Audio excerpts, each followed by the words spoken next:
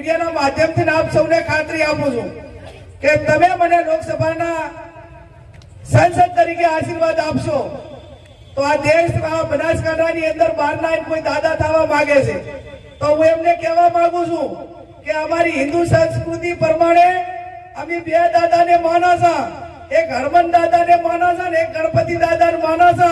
ત્રીજો કોઈ દાદા થવા માંગતો હોય તો એના મગજમાંથી રહી કાઢી નાખે. અમારા માટે કોઈ બીજો ત્રીજો કોઈ દાદો નથી. વાત મારી સાચી કે ખોટી?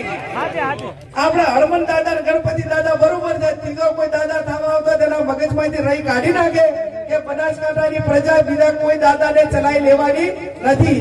ત્યારે આપ સૌ 15મી તારીખે ફોર્મ ભરાવા માટે આવજો.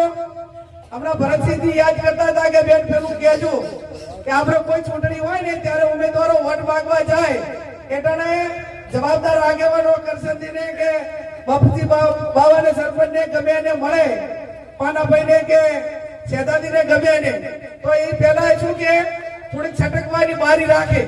બારી જેવી રાખે કે આમ તો અમારે તમને મદદ કરવી હતી પણ પેલા તમે ના આવ્યા, જે પેલા આવ્યા ને એના કર બંધાઈ ગયા.